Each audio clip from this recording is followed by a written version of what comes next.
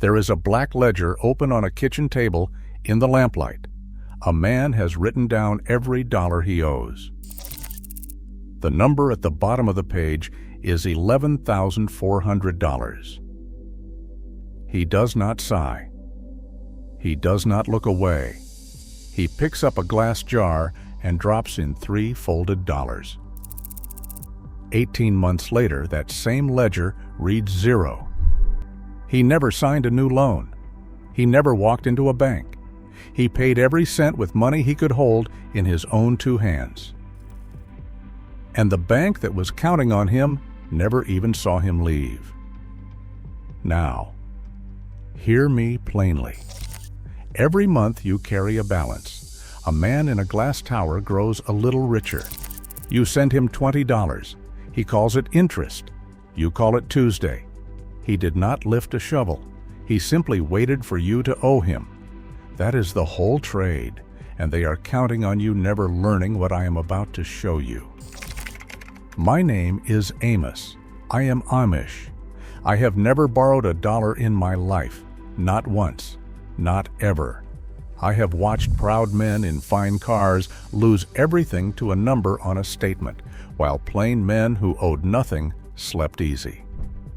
So I am going to show you exactly how a plain family wipes out every dollar of debt. No loans, no banks, no permission from anyone. And I am going to show you why it works. So let us begin with the one thing that changes everything. It is not a trick. It is an order. The right things in the right order, done with cash, you can see. The first step costs nothing. You get a notebook, a plain one, a pencil, not a pen, because you will be erasing. This is your ledger. Tonight, at your own kitchen table, you write down every single debt you owe.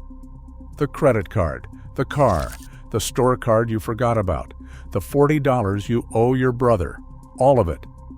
You write the name, you write the number, you add it up, and you do not flinch. Most people never do this. They keep the total fuzzy on purpose. A fuzzy number does not hurt, but a fuzzy number also never dies. So you make it sharp. Say the total is $9,200. Fine. Now it is no longer a feeling. Now it is an enemy with a name. And a named enemy can be beaten. Then you do something the bank will hate. You put your debts in order, not by interest, not by size of the payment, but smallest balance first. The little $300 card goes at the top. The big car loan goes at the bottom. This order matters more than you think. I will tell you why in a moment. For now, just trust the order. Now the jars, or envelopes, whatever you have in the drawer. You take your income for the month, and before you spend a dollar on anything you merely want, you fill the jars that keep you alive. Rent, food, power. The minimum payment on every debt, so that none of them grows teeth while your back is turned. That money is spoken for. It does not move. It is not yours to touch. Whatever is left, and there is always a little left, even when you swear there is not, goes into one envelope. The envelope marked with the smallest debt, every spare dollar. The 5 you did not spend on coffee. The 12 from the side of the road. The change from the jar by the door. It all goes into that one envelope when cash, where you can watch it stack up by your own hand. When that envelope holds enough, you pay the smallest debt off, all of it. And here is the part that changes a person. That debt is gone, forever. The first one is dead. You will feel something in your chest you have not felt in years. Hold on to that feeling. You are going to need it. Now you do not celebrate by spending. You take the whole payment you were sending to that dead debt and you add it to the next envelope. The next smallest debt now gets attacked by 2 payments at once, then 3, then 4. Each debt you kill makes the next one die faster. This is the ladder. You are not climbing down it. You are tearing out the rungs behind you so you can never fall back. Let me show you the numbers, because numbers do not lie. Say the smallest card holds $300 and the minimum is $15. Say you scrape $40 extra from the month. You send $55. In 6 months, that card is dead and buried. Now you take that $55 and you add the next card's minimum of $25. That is $80 a month hitting debt number 2. Then $110 hits number 3.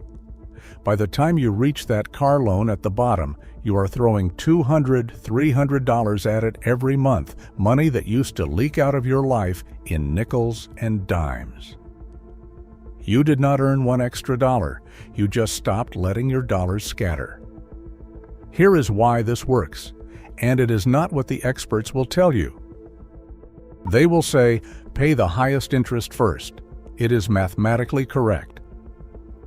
And on a chalkboard, they are right, but you do not live on a chalkboard. You live in a kitchen, tired, at the end of a long day, with children asleep down the hall. You do not need to be correct. You need to keep going. When you kill that first small debt fast, you feel the win. And a man who feels a win keeps swinging.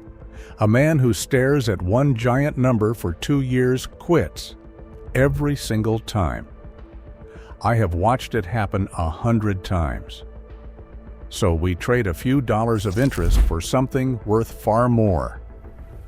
Momentum. The bank cannot sell you momentum. The bank does not want you to have it. The bank wants you staring at the big number, hopeless, paying the minimum forever. There is a second reason, and it is older than any bank. Money you cannot see, you will not spend. When your spare dollars sit in a checking account glowing on a screen, they feel like air. They slip away on nothing, a little here, a little there, gone by Friday. But cash in a jar, stacked by your own hand, you guard that. You feel it leave the room. That is not willpower. That is just how the mind works. The plain people have known this for 200 years. The glass tower spent a fortune teaching you to forget it. And let me kill one myth right here, because it keeps good people poor for life. They tell you that you need a better interest rate. They tell you to move the debt, to consolidate it, to refinance it, to shuffle it into one new shiny loan with a friendly name. Do not. That is the machine handing you a fresh chain and calling it a gift. You do not need a better rate on your debt. You need to stop feeding the debt. A lower rate on a balance you never attack is just slower drowning. The water still wins in the end. So you attack, with cash, in order, smallest first, rolling every freed dollar forward into the next fight. That is the whole method. It is plain, it is slow, and in 40 years, it is the only thing I have ever seen work for certain. Here is what they do not put in the pamphlets. The interest machine does not make its real money from people who cannot pay. It makes its money from people who can, people who pay a little, on time, forever. You are not a customer to them. You are a faucet. They set the drip and they walk away, and they let your own good habits keep you trapped. The man who pays his minimum every month, never late, proud of his good standing, is their favorite man in the world. He will pay for a $400 television 3 times over and still call himself responsible. Responsible to whom? Not to his own family, to the tower. The plain people figured this out a long time ago in a single sentence. The moment you owe a man money, you work for him. It does not matter how kindly he smiles. Part of your week now belongs to him, and he did nothing to earn it but wait. That is the secret they guard most carefully. Debt is not a tool. Debt is a leash, and the hand on the other end of it is never yours. Now, here is how you make this work for your whole life, so the debt never grows back, and you never need a bank again. The first rule is the hardest, and it is this: the cards have to go, not hidden, not frozen in a block of ice in the freezer the way the clever folks on the internet tell you. Gone. Cut. A card in your wallet is an open door, and an open door will be walked through on your worst night when you are tired and the deal looks good. You cannot bail water out of a boat while the hole is still in the bottom, so you patch the hole first. You live on what you have, in cash, in jars. It will feel strange for about 2 weeks. Then it will feel like air in your lungs. People say you cannot live without a card. That is a story the machine taught you so well that you believe you thought of it yourself. Your great-grandmother raised 6 children without one. She used a thing called money, the kind you can count, the kind that, when it is gone, tells you the honest truth that you are finished spending for the week. A card never tells you the truth. A card whispers that you have more than you do, and that whisper costs the average family near $1,000 a year in interest alone. $1,000 for a whisper. Cut the cards, and the whisper stops. The second rule keeps you from ever crawling back. You build a jar before you ever need it. Call it the rainy day jar. The roof leaks. The truck dies in February. The tooth cracks on a Sunday. These are not surprises. They are certainties wearing the mask of surprise. The only real question is whether you have $500 set aside or whether you reach for a card at the worst possible moment and start the whole sickness over again.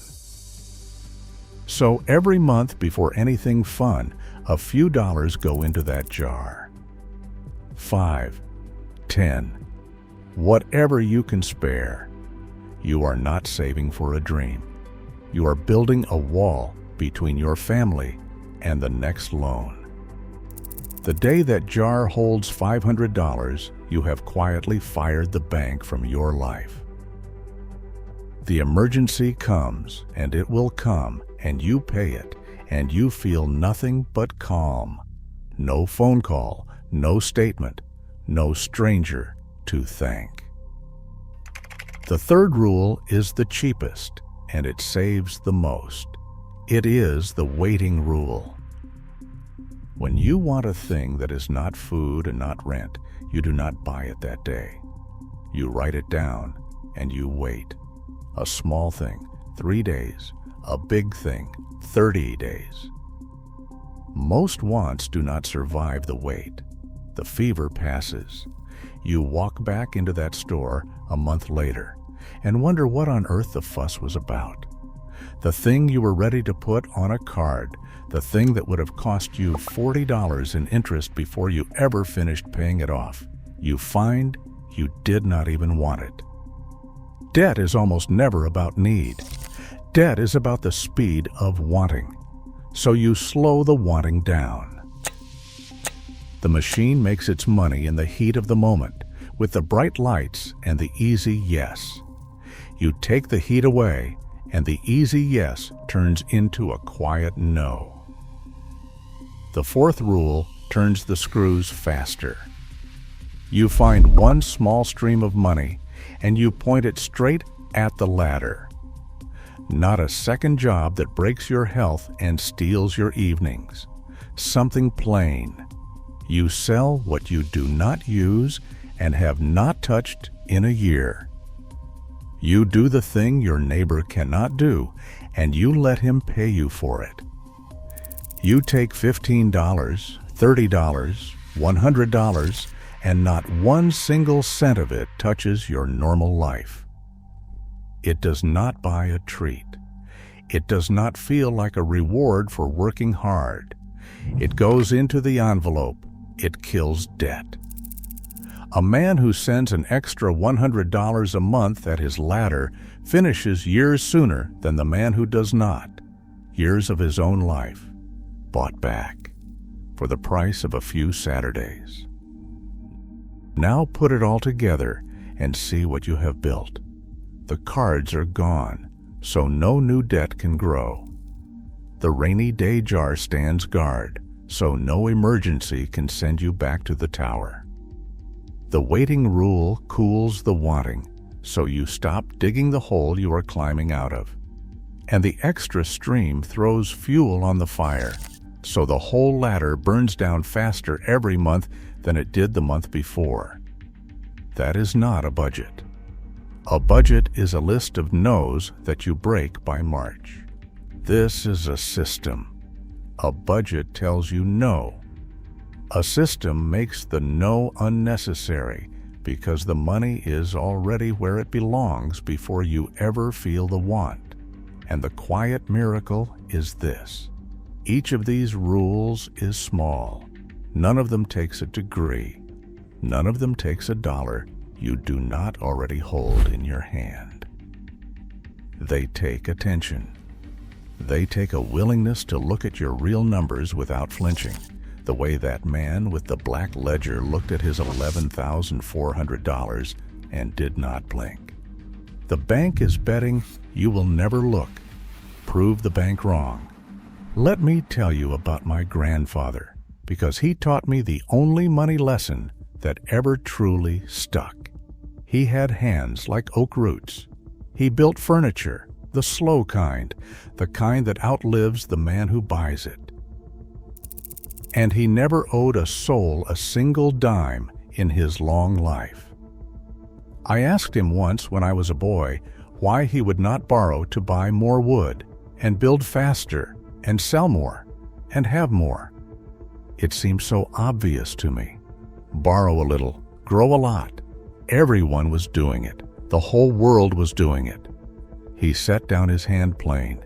He looked at me a good long while. And he said, a borrowed dollar comes with a man attached to it. And that man does not go home at night. He sleeps in your house. He sits at your table. He is there when you wake up afraid at 3 in the morning, and he is still there when you finally fall back asleep. I will not feed a stranger at my own table for the rest of my life just so I can build a chair 1 year faster. I did not understand him then. I was young, and the world was loud, and everyone around me was buying things they could not afford on roads I could not yet see the end of. It took me 20 years and more than one funeral to understand exactly what he meant.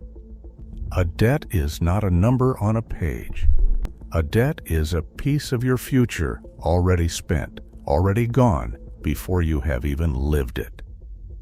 When you owe $11,000, you do not own a single one of the next $11,000 you will earn. They are promised. Your future mornings are already sold. You will rise and you will work, and the first fruit of that work belongs to a man 4 states away who does not know your name, has never seen your children, and does not care one bit if you are tired or sick or afraid. The world will tell you this is normal. The world will tell you that everyone carries a balance. Everyone has a car payment. Everyone owes somebody something. And that is true. That is exactly the point. They have made a leash feel like a lifestyle. They have wrapped the rope around so many necks so casually that you have stopped noticing it is a rope at all. You think it is just the weight of being a grown person. It is not. It is the weight of a hand you cannot see. But there is another way to live, and it is not new. It is very, very old. It is the plain way, the way of the family that owes nothing. When you owe nothing, every dollar you earn is yours. Every morning you rise for your own people and for no one else. You can take the lean week without fear. You can turn down the work that is beneath you.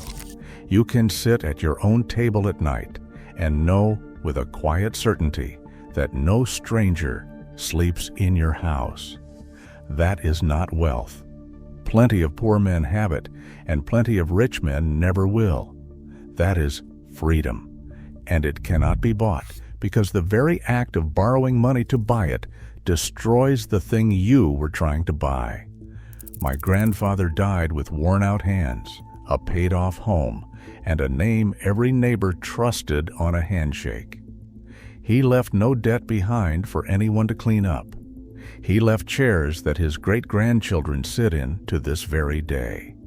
He never earned much money in his life, but he kept nearly all of it because he never once let a stranger sit down at his table. That is the real choice in front of you tonight. It was never rich or poor. It is free or owned. The jars, the ledger, the cut-up cards, and the envelopes are only tools. They are just wood and paper. The real thing you are building, one quiet dollar at a time, is a morning that belongs to you and to no one else. So let me ask you plainly, the way I would if you were sitting across this table from me, how much do you owe right now? The whole number, not the fuzzy one you carry around, but the real one. And what is the one debt that scares you most? The one you do not like to think about on a Sunday night?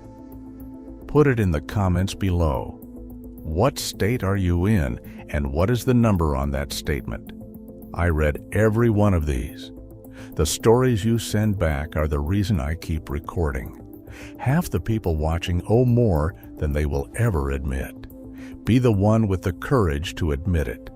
Next time, I am going to show you something that sounds impossible until you watch it work.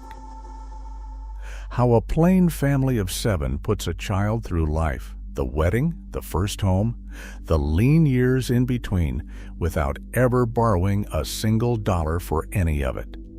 No student loan, no mortgage, no co-signed anything. There is a jar for it.